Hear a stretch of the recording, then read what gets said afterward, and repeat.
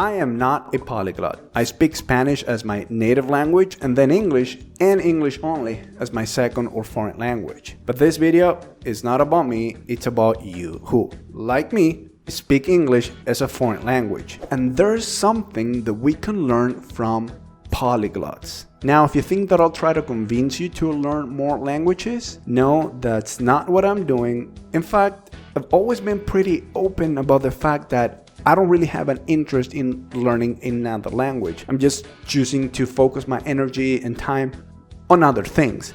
But there's something of extreme value that polyglots possess that many of us speakers of our native language plus English many times don't have, unfortunately.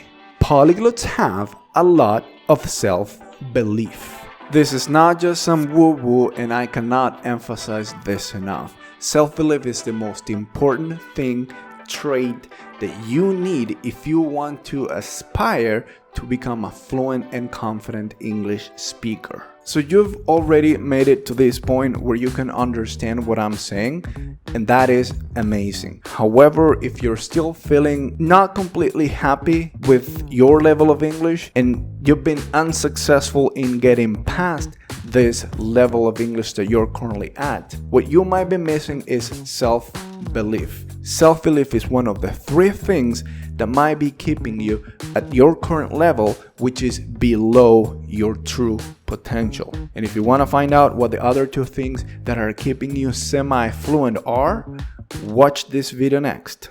So imagine that English fluency is a spectrum which we can divide into 5 different levels. You're somewhere along this stretch here. If you don't believe that you can get to level 5, you simply won't. Whether you think you can or you think you can't, you're right. Polyglots, for some reason, they just don't have the same problems that English learners have when it comes to believing in themselves. It just comes more naturally to them, and I have yet to meet a polyglot that doubts himself or herself. They're like, I've already learned English and French, and so my third language or my fourth language is going to be Swedish. And it's like they get on this mission and they focus and they make progress, and next thing you know, they're like Setheretslo mezi Q Pavasianska. I don't know, it might just be that they don't overthink things along their learning journey, I guess. If you're a polyglot, let us know down in the comments, what is it that you guys have that you just simply don't have the same degree of self-limiting beliefs that is so rampant among English learners. And if you're an English learner, also leave a comment down below, and do you believe in yourself, or is there a limit to the things that you believe yourself capable of doing? So what's the biggest takeaway from this video? The quote I just shared sums it up pretty well. Whether you think you can or you think you can't, you're right. And the reality behind this is pretty simple. You cannot feel motivated to do something you know you can't achieve. This is a phenomenon that researchers call the Pygmalion effect, or the self-fulfilling prophecy. The way this works, broadly speaking, is that a negative belief limits your actions, and your actions in turn limit the results that you get. Whereas when you have a self-belief, this supports and empowers volume and quality of action, and this action leads to more and better results. There you have it, folks.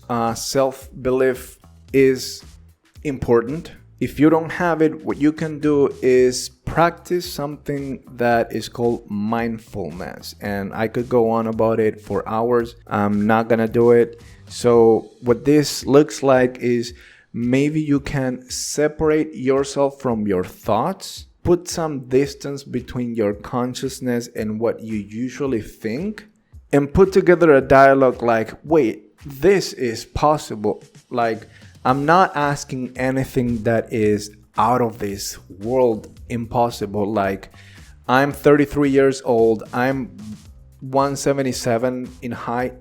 I cannot possibly dream of making it to the NBA. It's too late and I don't have the physical attributes to do it. As much as I love playing basketball, I'm not gonna make it. But going from level 3 to level 5, hey, I've already covered the distance between level 0 and level 3. What makes me think that I cannot possibly get to level 5? So shift your mindset to the things that are possible, and speaking English fully fluently and with confidence is totally possible and doable for you. Hey, before I go, watch this video that I teased earlier. Not having self-belief is one of the 3 things that are keeping you semi-fluent. So find out what those other 2 things are, and I'll see you there. Take care.